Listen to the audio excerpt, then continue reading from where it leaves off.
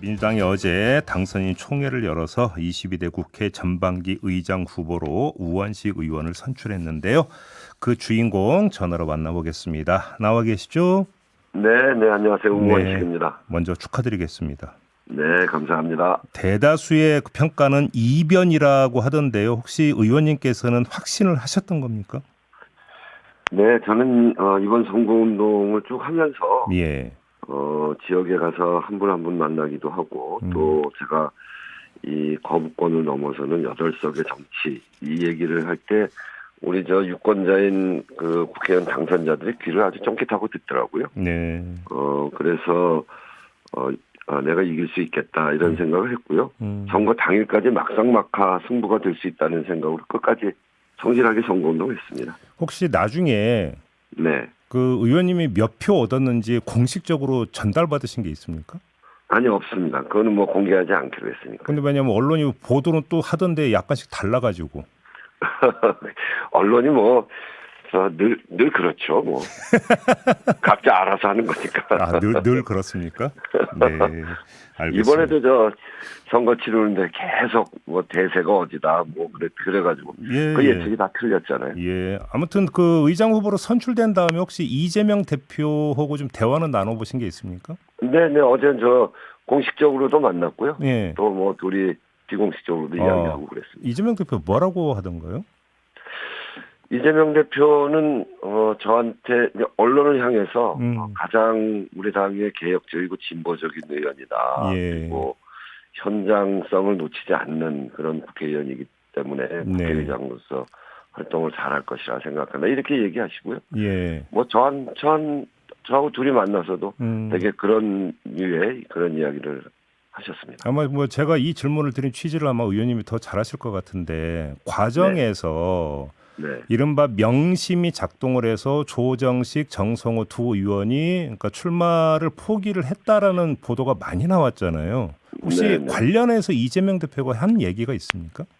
아니, 그런 얘기는 없었고요. 예. 그건 또 그 언론이 추측해서 그렇게 이야기를 한 건데 사실은 제가 두 분을 다 만나서 이야기해봤는데 그런 건 아니었습니다. 아니었다고요? 그래서 네네. 근데 지금 보도를 보면은 박찬대 원내대표가 두 분을 만났다라는 보도는 있었고 박찬대 원내대표는 확인해주기 어렵다라는 멘트가 나왔었는데. 박찬대 원내대표하고 저도 만났고요. 예. 그래서 무슨 권유가 있었는지 저는 잘 모르겠습니다. 그렇게 무슨 이재명 대표가 누구를 하기 위해서 그렇게 했다. 이거는 사실은 아닌 것 같고요. 마침 이제 두 분이 한 날 같이 그렇게 했기 때문에 그런 오해가 있을 수 있는데 내용을 살펴보면 제가 두 분하고 만나서 얘기해보니까 그런 내용은 아니었던 것 같습니다. 알겠습니다. 그 만약에 의장이 되시면 그냥 추상적인 질문은 생략을 하겠고요. 그냥 한번 하나의 가정 상황을 가지고 좀 질문을 드려보겠습니다.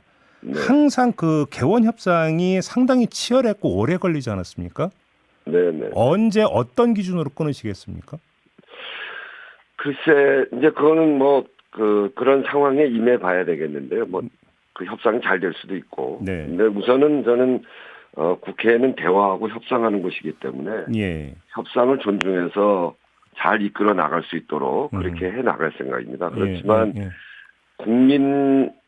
제가 보는 가치는 가장 중요한 기준은 국민에게 그게 도움이 되냐 안 되냐, 국민의 권리를 지키는 것이냐 아니냐 이런 관점에서 볼 것이고요. 그것이 국민의 이익에 반한다. 그렇게 너무 이끌려 가고 있다. 합의가 안 된다 그러면 국회법이 정한 절차가 있습니다. 국회법이라는 것도 여야가 합의해서 만든 거거든요. 그런 절차대로 국회를 빠른 속도로 개원을 해서 국민을 위해서 일할 수 있도록 그렇게 하는 게 또 국회의장이 해야 될 일이다 이렇게 생각합니다. 제가 좀 단순해가지고요. 확인 질문 하나만 더 드려보겠습니다. 그러면 그런 개원 협상이 만약에 그 지지부진하다면 6월 중에 의장으로서의 권한을 발동을 해서 상임위 배분 뭐 이런 거 다 끝내실 생각이십니까? 혹시 이 데드라인이 있을까요? 6월 중으로는 끝내야 되지 않겠어요? 6월 중으로는? 알겠습니다. 또 하나의 가정 상황을 가지고 좀 질문 드려보겠습니다. 지금 이제 법사위원장이 어느 당에서 맡느냐고 연동이 되는 문제기는 한데요.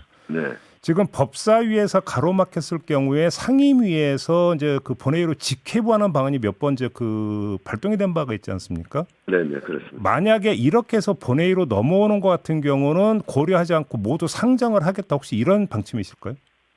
거기서도 그 기준이 명확합니다. 네. 그런 법안들이 국민에게 이득이 되느냐, 국민의 권리를 지키느냐, 네. 그걸 기준으로 봐야 되는 거죠. 그래요. 그런데 이게 국민에게 이익이 되느냐, 도움이 되느냐라고 하는 것이 그러면 의장님의 단독 판단이 되는 걸까요, 그러면? 그렇지 않고요. 그건 이제 국민들의 민심이 결정할 것이고, 이번 국민들의 민심이 이번 총선 과정에 아주 명확하게 드러났습니다. 나라를 나라답게 해라. 국민의 삶을 좀 제발 좀 제대로 지켜달라. 네. 힘들어 못 살겠다. 이런 거잖아요.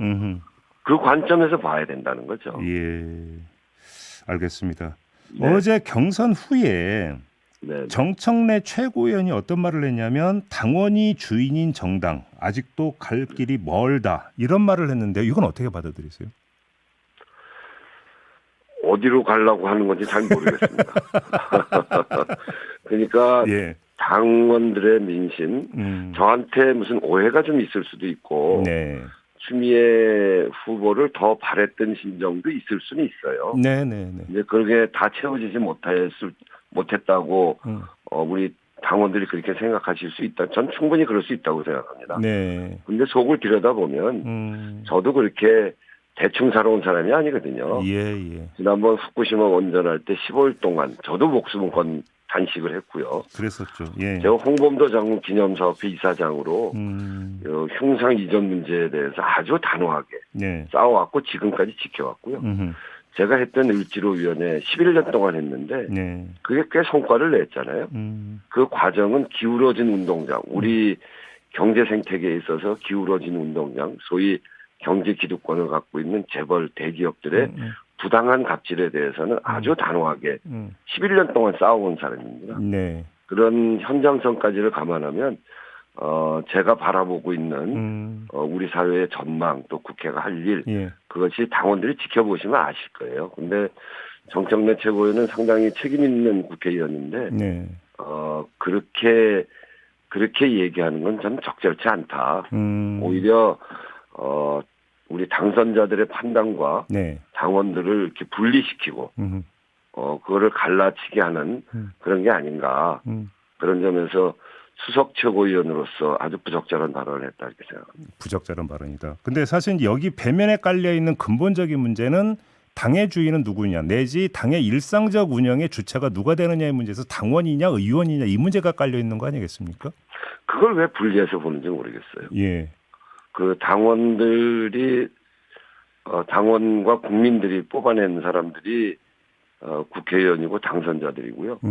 그리고 국회의원 당선자들이 당원의 뜻과 완전히 배치해서 그렇게 하는 건 아니라고 생각합니다. 예. 그래서 그거를 너무 지나치게 분리하고 그렇게 보는 건 저는 옳지 않다고 생각하고 늘 국회의원들은 당원들과 소통하고 네. 그런 속에서 예. 당원들의 목소리를 듣고 하는 것이죠. 예.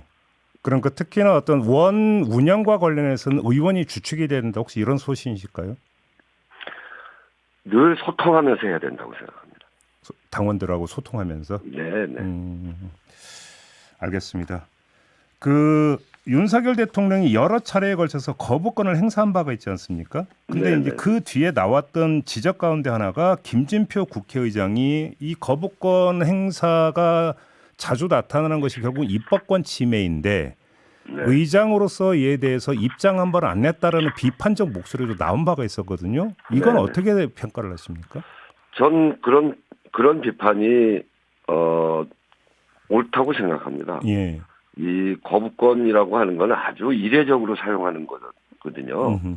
그 법안이 국민에게 이익이 되지 않다거나 네. 아니면 법적인 완결성을 갖추지 못했다거나 예. 그럴 경우에 아주 이례적으로 사용하는 건데 지금 이 거부권은 너무나 반복적으로 사용되어지는 것이고 예. 그 내용을 보면 본인 가족들을 방어하기 위한 거부권도 있고요.